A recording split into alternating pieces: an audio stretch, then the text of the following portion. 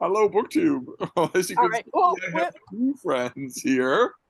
This is Deb. Deb, care to introduce your little bundle of joy? Yep. This is Lucky. He's in need of a haircut, but he's a good little egg. Oh. Come on, say hi to YouTube, BookTube. Hi, BookTube. Hey, All pig. right, you go do whatever you're gonna do. Hello, BookTube. So here we are, back for another Manatee Monday. Oh, something's wrong. No, I'm just Granny moving Deb is adjusting her whalebone corset. around. That's right. Something's wrong. Okay. All right. Now I'm comfy. Now it should be fine. And As there, you can see, today is gray and overcast. It's not a very lovely day, pretty but lovely backyard, though. I love our little backyard here. I'm looking forward to utilizing brutal peer pressure to make you do Manatee Monday in the middle of winter, right where you're sitting now. Oh man. With the bush covered in snow and the snow in the backyard and a Yeti in the backyard. Well, I could actually during winter when it's snowy out here, I wouldn't obviously sit out here, but I could bring my computer out here and give people a view of what the snow looks like. Do you remember all those days when you and I would tramp off to the Brattle Bookshop in the snow and just stand there looking at the sale guy No, come on, in the slush. in the slush? In the slush. But anyway, Manatee Monday takes a tripartite form, much like the Holy Trinity, where we start off with my aches and pains, we move on to my stories, and we finish up with my books. Otherwise, we'll just natter like your two sexiest grandparents. Yeah. You two grandparents that can't keep their hands off each other. Mm-hmm. Yeah. So, if we start off with my aches and pains, what's bugging you today? What's at the top of your list, Mrs. D? What's bugging me today is a literal bug. There is a fly in my bedroom, and it likes to land on me when I'm trying to read or whatever, when I'm on my bed. Didn't bother me during the night, but this morning when I was, flipping through my phone and, doing various things while I was in my room, yeah, it's there and it's annoying. Do I dare ask why you haven't swatted it? I'm not going to be killing anything on purpose. It will eventually either leave my room or die. I bet Um, I know the exception. I feel the same way about killing things on purpose, but I make an exception, and I bet you do too. If you find a big fat tick on Lucky, you know what? You're right.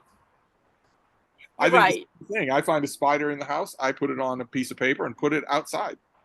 You're But right. that tick Ticks. on my bean sucking her blood, I kill it. Yeah, no, ticks don't get a pass because if you put them outside, they'll just get back on. Well, there's the possibility they'll get back on, and they are very dangerous. It's like you're being attacked. Yeah. A tick is literally attacking you. I mean, this fly is annoying. It's obviously trying to land on me and get some blood, but it's not literally causing me harm. You know, I it's guess. just it's just Well, all right then. annoying that I have to keep swatting it away. Our respective aches and pains is the same. Not a fly, but in your ache and pain is something that isn't actually causing you harm, and so is mine. For days last week, whenever I walked around, especially when I did a lot of walking, like if I went out and did errands, when I came back, the area of my sock Yeah, you mentioned off that of last my right week. Achilles tendon was soaked in blood, and that has stopped. Oh, good. But it's not good. Why did it happen? Oh, I'm in your room fly situation. It's not actually an ache and pain, but why did it happen? Why did it happen? And why did it stop? I haven't done anything different. oh, that okay. That is confusing. It's incredibly confusing. I know that once you reach 80 million years old, you're supposed to just roll with these things. No, they get worse. They do get worse. Let's not tell them that, though. We'll frighten them. They do. They do get worse. You get a couple of those things every day, a couple of mysterious things every day where I've been relying on X, Y, or Z for 150 years, and now all of a sudden it isn't there or it doesn't work. Right. And then the next day it'll work just fine again. Well, and I emailed you yesterday. I emailed Steve first thing in the morning, and I was like, I'm in a lot of pain. Can you distract me with a text about, an email about books? And it's not that the pain was so intense. Like, it's not intense. It just doesn't go away. And eventually it wears you down, you know? Yeah, I meant to ask you I did try to distract you, but I meant to ask you, is this neuropathy that was bothering you? I think yesterday it was more arthritis in my knees Yeah. and sinus pressure in my head. And today both those things are, not bad. So I've been having a lot, like, I don't know if it's allergies or what, but lots of pressure in my head, in my sinuses and around my eyes and Mhm. my forehead. Yeah. So You could be sensitive to weather fronts, to low pressure areas. definitely You've I've got noticed that. both I've have noticed weather that with coming, right? We both have arthritis. a day of rain tomorrow. Yeah. That's I've so. noticed that definitely happens. What? What? What's the matter now? Your Always bank details may be exposed. Oh, lovely. Okay. a I think that's phishing just, scheme. It's just meant to prey on you. That's all. no, I think it's just to come on for some, Right. uh, Focus on the game. yeah, you're the important thing. We're up to my books. Since apparently neither No, of us has anything really bad to complain. no, we're on my stories. Oh, my You stories. forgot my You're right. Oh, stories. goodness gracious. Yes, my stories. All right. Let's hear it. All right. Why don't you go first with my stories? Well, I'm going to fail at my stories. We've made a sort of informal agreement, nothing written down, nothing notarized by lawyers, but a kind of informal agreement that my stories wouldn't just be the imminent overthrow of the government. And so I want to honor that. I looked around for really juicy shark attacks or Bigfoot sightings or something like For that. And anything that is non-political. if we had done this yesterday, my story would have been different along the same line as it is today. There's a new story to supplant the old one. That the fascists in the United States House of Representatives want to make Donald Trump Speaker of the House. And he's See, I okay did not. just sort of waltzing in as well. If they really beg me to, I guess I'll do it to save the country. Keep in mind, when you watch the news, when he refers to our country or the United States, he is referring to himself. He is always, when he says that, this is very bad for the United States, or in this case, this week, this is very bad for New York. When he refers to those things, he's referring to himself. He thinks the two are. I But that is I planted today by new reporting that he disclosed incredibly vital yes. American nuclear submarine secrets to a guy who makes boxes. Just blabbing it to whoever happens to be in the room. And that guy, the reporting goes on to say, has shared that same information with a whole bunch of other people, 45 people, including a handful of former Australian prime ministers. It's That is treason. it, That is it is espionage so on plain black letter reading. That is espionage. Why is this guy still walking around free? Why? it's That so amazing. It's black hard to letter wrap your law head around. is. It's impossible to wrap your head around. He has put the Yeah. nuclear fleet of the United States in danger. That is simple espionage. Why is he still walking around? I won't say why is he still alive. Although, if there were New York Times, NBC documented proof today that you sold information about a nuclear submarine, just one nuclear submarine, to Australia, Israel, the Netherlands, you would be dead right now. It isn't that you would be in federal I custody. would I You would would be certainly dead. be locked up. That is for sure.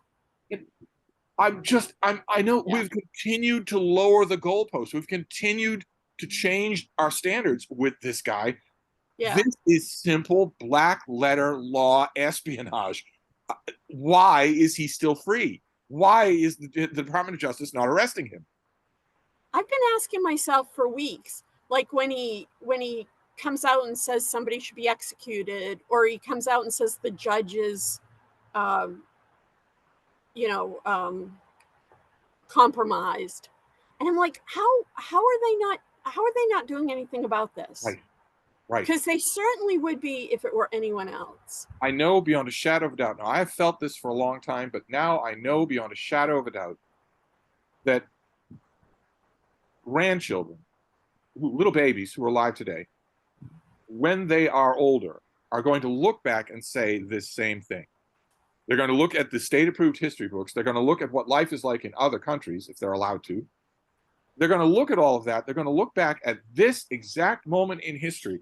And the number one thing they're going to say is, why did they let this happen? This wasn't Yes. a guy riding tanks into Prague. They allowed him to do all this. Why? Right. There isn't Right. an answer. I don't know the answer to that question. And I loved, like, I Right. winced so hard when he was talking about his his legal troubles, and the and he said something like, they're doing this to interfere with the elections. It's like, what?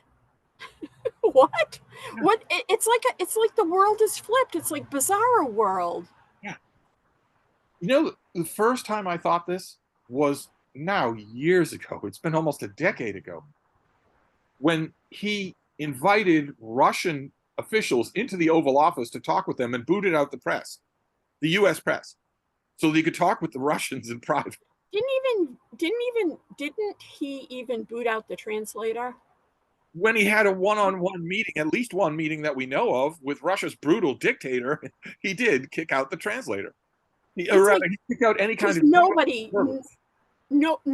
can know what was being talked about. No one ever will know. Not even the translator. Like, it's insane. It's just insane. And I hope to God it rights itself somehow. It isn't going to, though.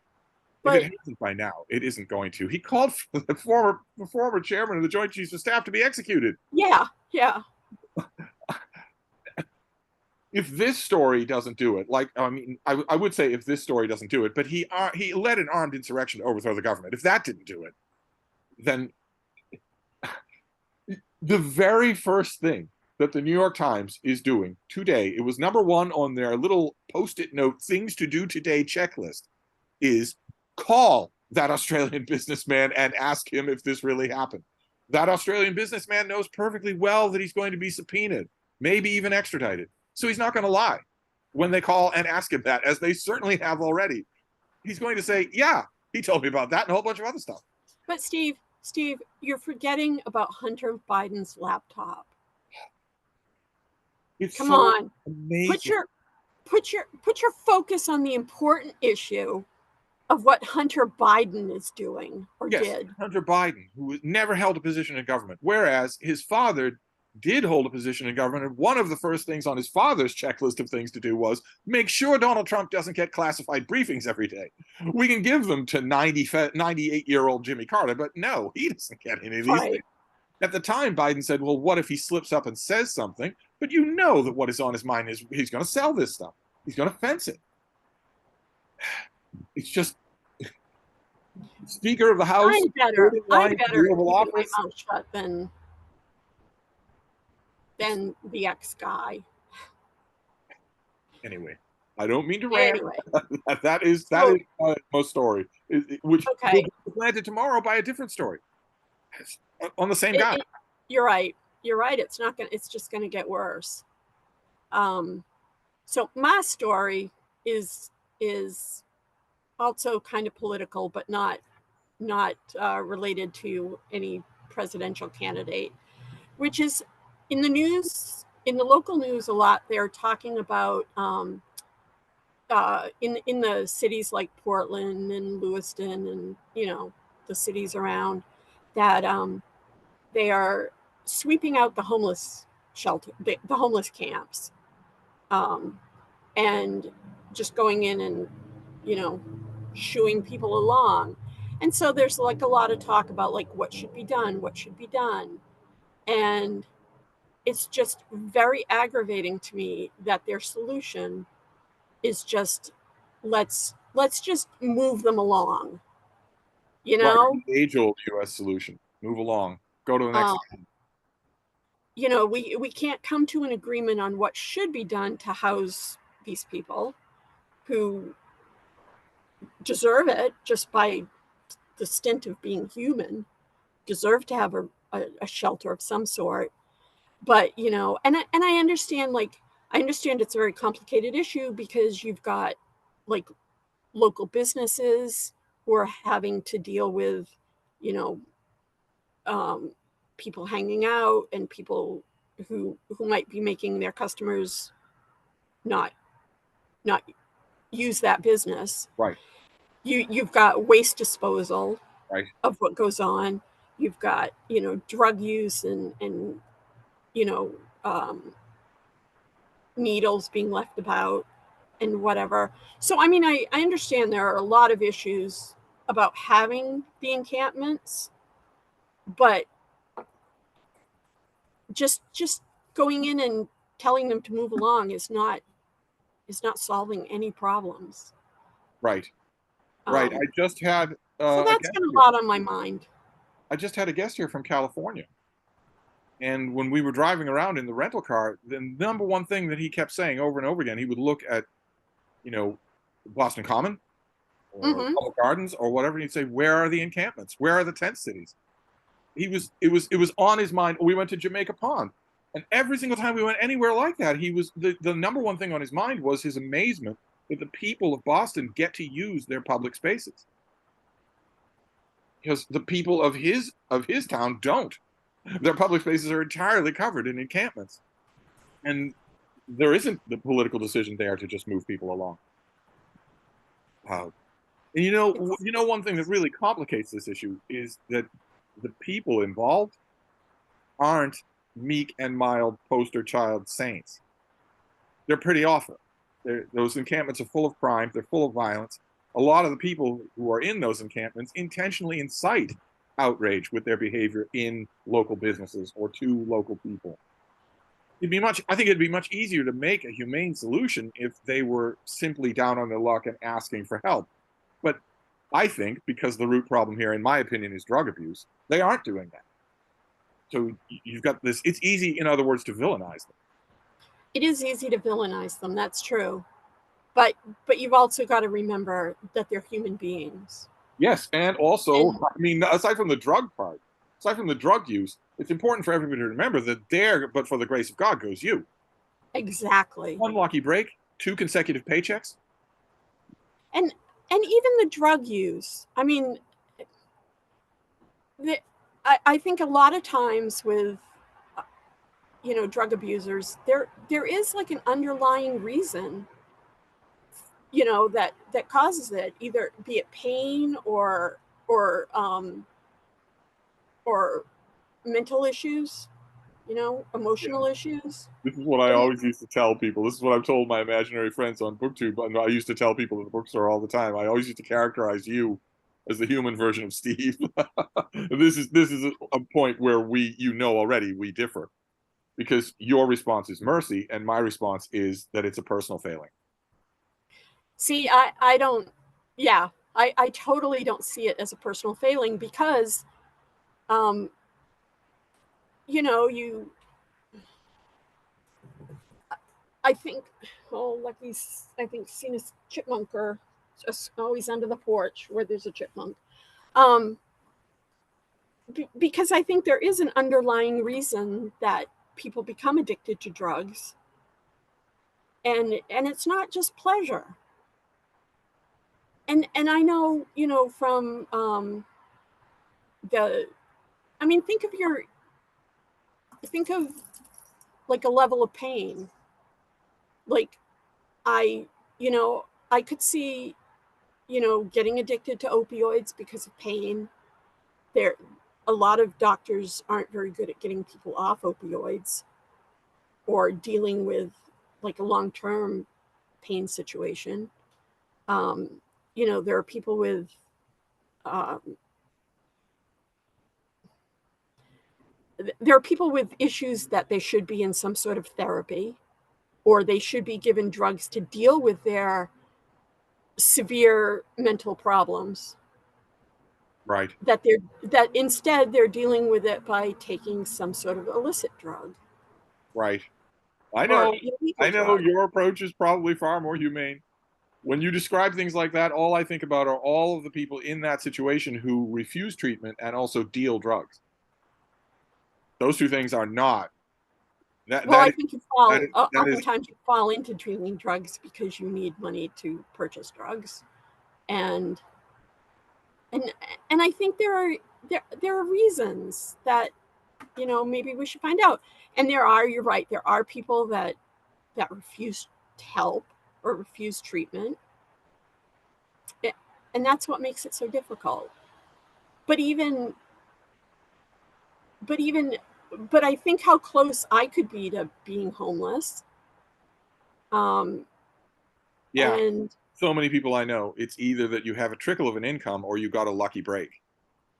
And if you and didn't, and I'm just lucky that I have family and I have friends, and I have people who are able to help or to, I mean, my brother said to me the other day, he's like, "Don't worry about your future.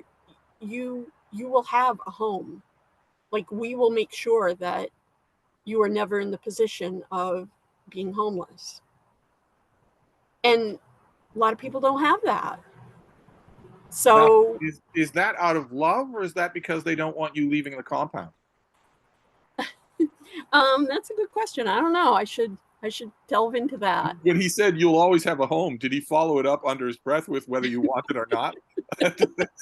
You got to watch for the under the breath follow up comments. They're always tricky. But I mean, if I didn't have my family, I would be severely worried about what's going to happen in 2 years or 3 years or next month, whatever. Um, Now, judging from the look of you, I'd say by the end of this Zoom call. well, okay, that's possible too. No, I was thinking the whole time that my guest was here, I was thinking, what would happen if encampments started to show up on Boston Common? I think we both know what would happen. It wouldn't take a city council meeting, and it wouldn't take 5 minutes. There wouldn't be any agonized hand wringing over what to do about it. They would just be run out of town. So, I can't help but wonder how much this is going to become a problem for everybody eventually. Well, it certainly is. It certainly is, because all you're doing is sending them into a new neighborhood, Right, right. This is what and we learned in then the 1920s. If you just tell them move on down the line, they go somewhere else. and And and that doesn't help anybody, including the people who are unhomed. It doesn't help. Doesn't help. well, all right. So our All stories right. were downers. They were downers. So yeah. So I've just been thinking about it a lot because it's been on the news, and I think, and it's not like Maine is a big. Even the cities in Maine are not big cities. So then, I mean, compared to other, places in the country, like you can't compare Portland, Maine to New York or Chicago. Well, Portland, Oregon, It's just, thank God. or you know, it but they're we're dealing with the same problems in terms of the cities here that other states are with larger cities. And yeah, that's just, yeah, So what we've, now about that we've books? brought everyone down and ruined Brought everyone's everyone day. down. What typical old Yeah. people? Can we turn it Yeah, around? You have good it's news just to report on the concerning. book front for my books, or are you My still in the books. doldrums of books? So with my books, I'm still reading, for anyone that wasn't here last week, the celebrated cases of Oh, Judge D. And yeah, it's a mystery written in the 18th century. now what about when you're closing in on finishing with that thing? Around when in the reading experience do you start to mentally envision the next kind of thing you want to read? Do you know that before you get to the end of the book you're currently reading? Oh Or yeah, you do?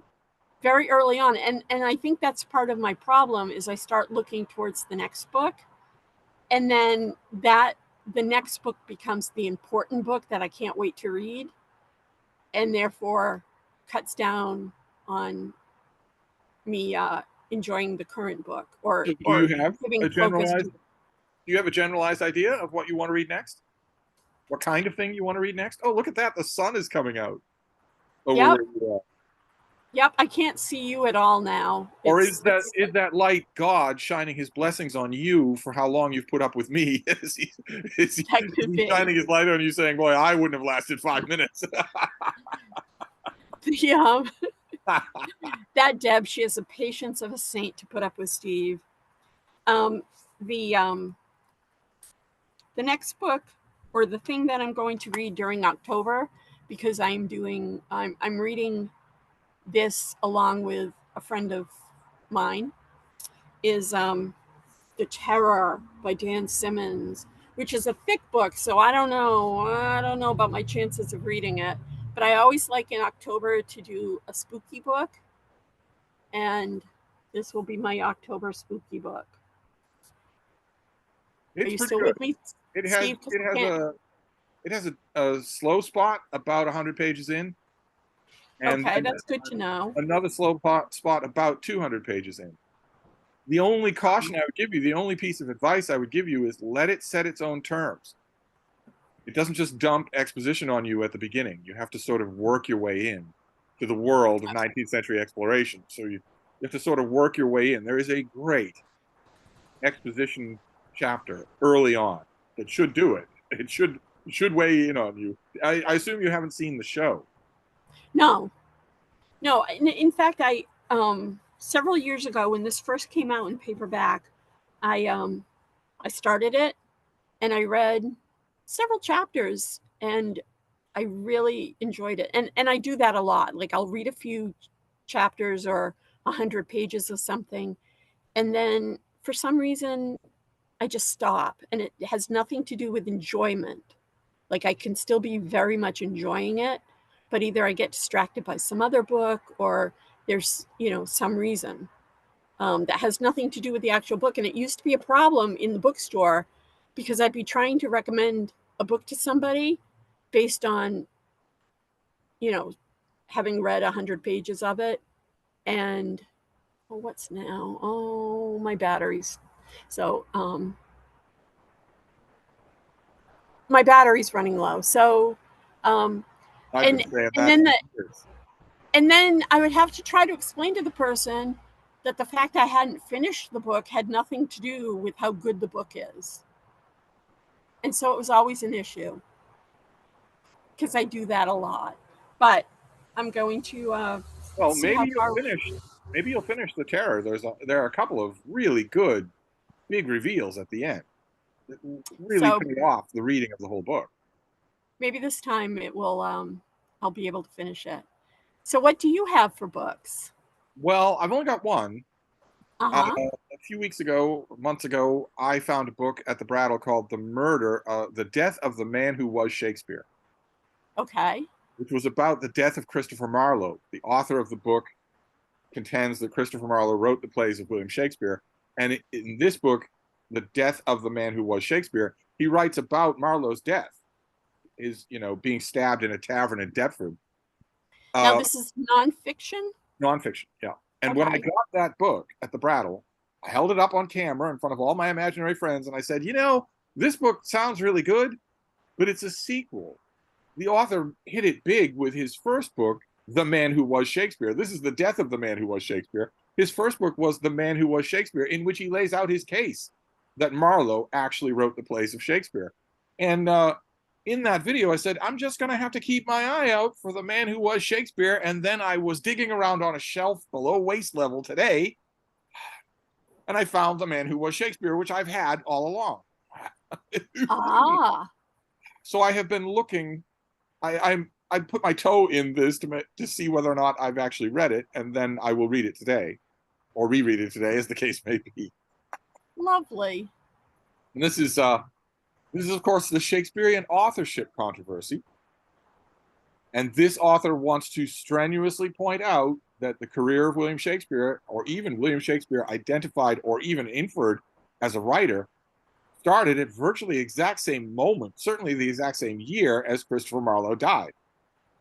The main point in this book and in his follow-up book is that if you take a 30,000 foot step back, you see someone who was actively writing plays and poems, then appears to die, then someone else comes forward and starts actively writing plays and poems that at first are indistinguishable from Marlowe. The author wants to draw attention to that fact and say, surely that means something. That has never happened before. That has never happened since. Surely that is not just a coincidence. That's his point. And of course, the problem with it is that Marlowe, Oh, for Shakespeare's career. So, oh, I've lost Deb.